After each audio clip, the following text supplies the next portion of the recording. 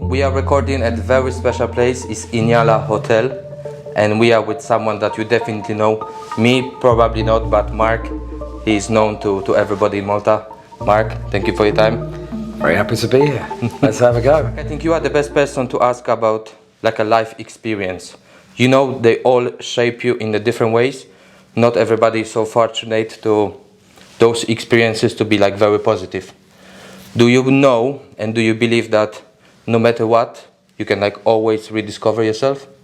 I think that in our lives we're always having experiences, some ups, some downs, and we need to make sure that in our lives that we remember that it's a one big adventure. And I've been through so many negatives that you would see. I lost my girlfriend in a terrorist attack. I was in New York on September the 11th. I was in the tsunami. And each time you have to bounce back. When you have something that is negative happening to you, you have to sit down and find something positive and try and find, and it's not easy to find a positive out of a negative situation.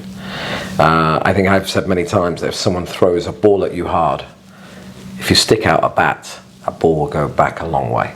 So we can try to find something positive out of every situation. Try to find a way, if you're sad, if you're depressed out of something, then, look at how to deal with that, how you can use that energy to actually learn more about yourself and help other people and help yourself at the same time.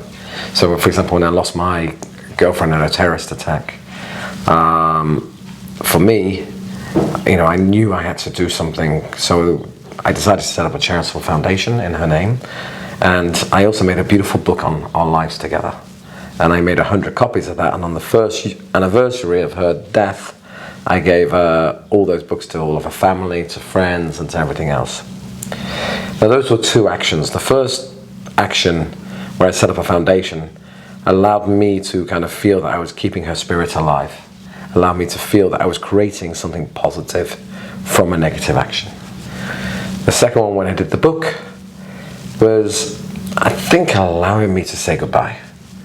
It was really hard. I cried a lot creating it, but I also felt like I'd done something there where I'd created a little memorial to her, given it to everybody, and they could share our lives. And it allowed me a lot easier to move on without feeling so much guilt. And you feel guilt when you lose somebody. Yes. Even falling in love again is very hard after you've lost love. And so for me, I had to find some way to deal with that. So I think, we have to understand that we have to look into ourselves with every situation, reinvent ourselves. Yeah, you are true inspiration, not only to me, but to many. I think that part about the book, I think is sort of kind of confession that really helps you deal with the things. What today occupies most of your time? I work non-stop, so I'm a person who probably spends, with his brain, probably about 70, 80 hours a week working. Even when I'm not working, I'm working. There's always some ideas going through my head. I can switch off, so I can, if I go down to a football game or something like that, I completely switch off and I can relax. But I find myself working on lots of different projects. I spend a lot of time with my family as well, with my kids, and that is a great thing to do. So for me, I kind of split my time between work, family. Probably not as much time as I like with my friends. I really feel friends are very important, but I think the last year I probably worked a little bit too hard and haven't had enough of a social life. Mm-hmm. So I'm going to make a commitment today. I'm going to have better social life in the next 12 months. I'm for sure that your friends understand that, and you find the time for them eventually. You know what I would find fascinating from you to know? In life we have a kind of little bit like, first kind of people find it like an achievement just to find a job maybe they like. Then they kind of realize that maybe they can do more, so they go self-employed. Then maybe they open like a little cafe.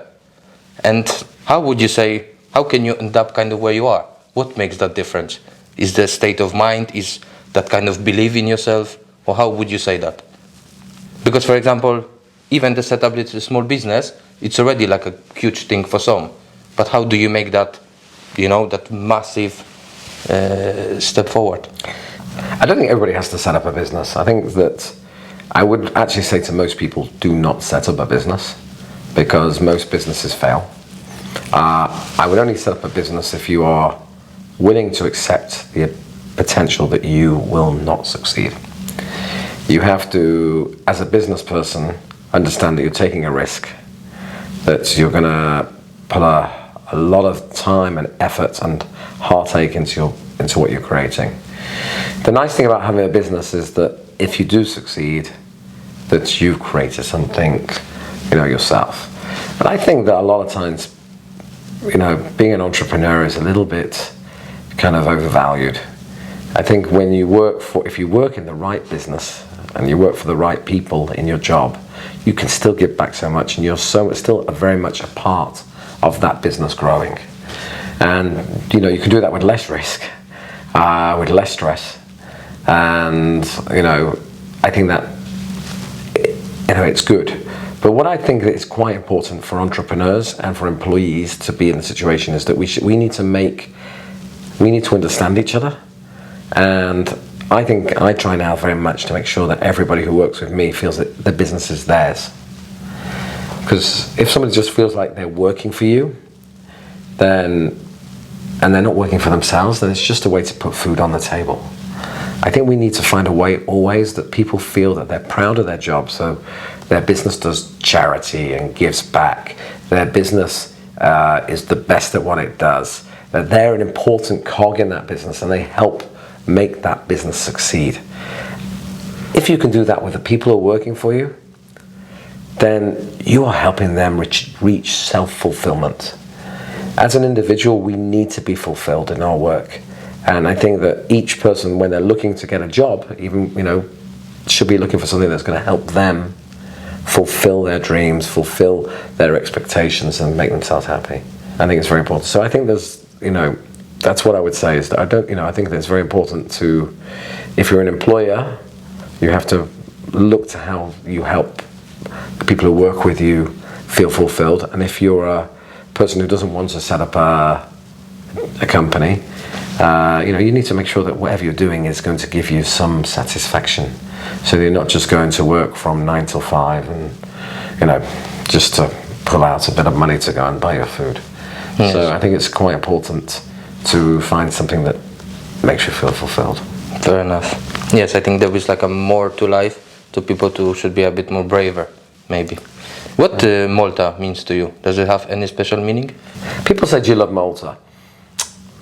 I love Valletta, I have to say, and I love the Grand Harbour area, and I love this part of where I live, and I think I live in one of the funkiest, coolest, hippest cities, and very quirky. Do I love Malta? I love the Maltese people. So my favourite thing in Malta is the people themselves, because I find them very open, very warm, and very accepting. I don't love the whole country because I find a lot of places are overbuilt. I find a lot of places, to be honest with you, are quite ugly in terms of architecture, in terms of infrastructure. But I like the people. I find the people great to work with, great to have as friends. And I find it very, very open. I've lived in so many places. And, for sure. And I think Malta is definitely the easiest place to assimilate into society. And I have to thank the Maltese people for being the way they are. I think I live in the jewel, and I think Valletta is a jewel, and I love Valletta. And I'm very happy to be here. In today's world, I think it's hard to avoid these words like metaverse, NFTs. Are you planning to do anything in that sphere? We are looking into doing certain things. I have certain investments myself. I think there's a lot of scams out there. So we will not do anything unless we feel that it's going to create real value. I do think there are ways to, I think the NFT itself could be a great way for people to transact in the future. And it can be a great way to own property. And I actually believe in tokenized real estate. And we are looking into that right now. And we will probably either do a tokenized or a securitized real estate before the end of the year with our project in Thailand. So we have an amazing hotel over there, which I've decided now I'm not going to have as a hotel. I'm actually going to create an incredible private residence that people can actually have like fractional ownership. And we will do it through either a securitization or through an NFT. So it's an easy structure to create liquidity and to have ownership. So I do think that there is a lot of uses for NFTs. I think the metaverse itself is obviously something that's going to be part of our lives.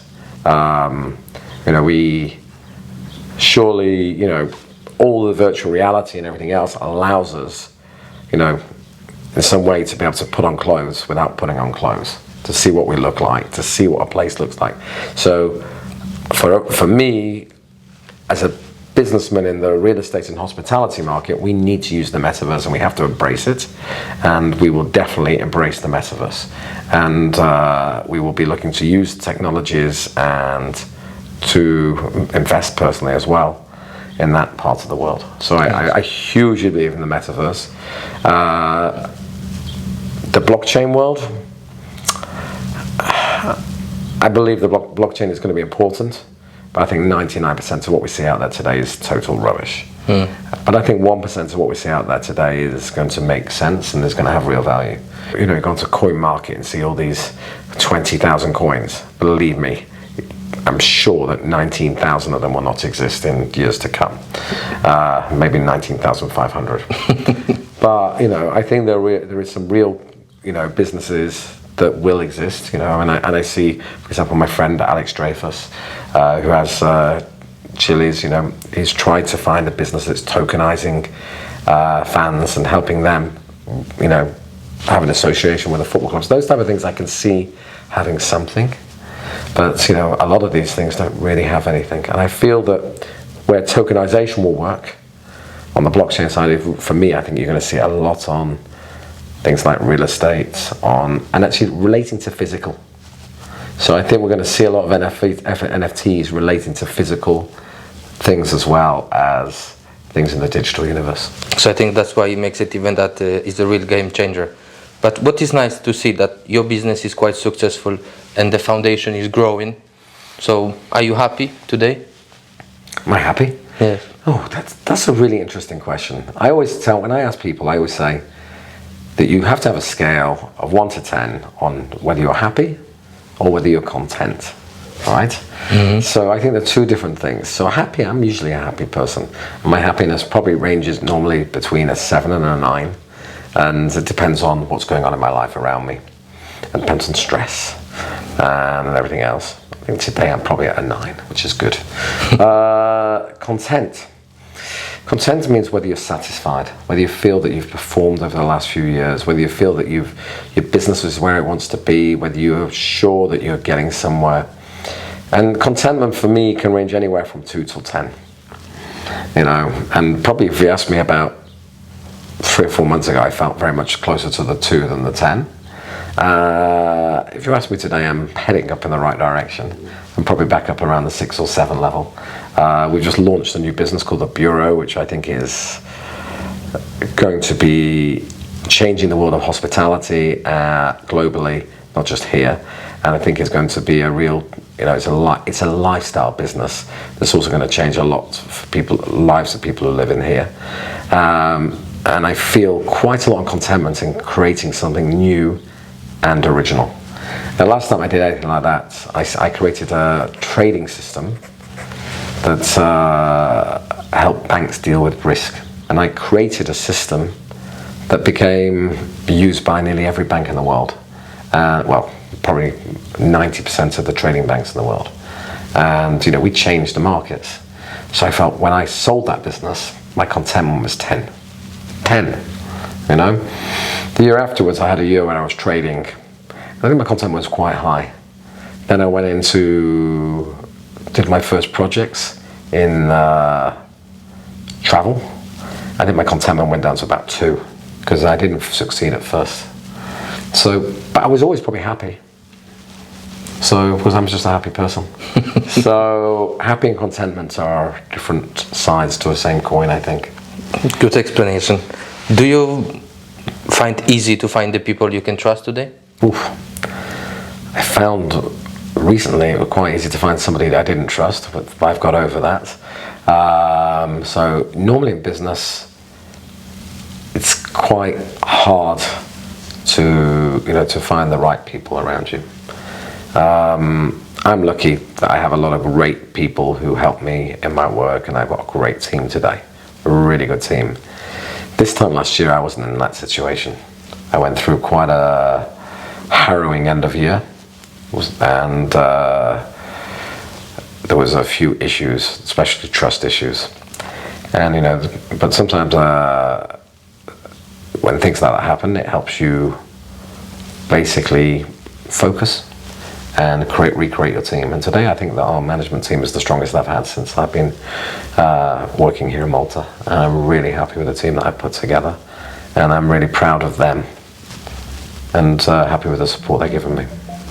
I think kind of knowing your story, knowing how you are and your approach to life, I think you're the perfect employer to have. So I think those people are fortunate. Well, you have to ask them, don't ask me. We get to that, we hope. Mark, I'm more than satisfied with your time. Thank you very much. I know how busy you are. We appreciate. Thank you. Thank you again, and hopefully to see you soon. Thank you very much. Thanks a lot. Thank you. Thank you.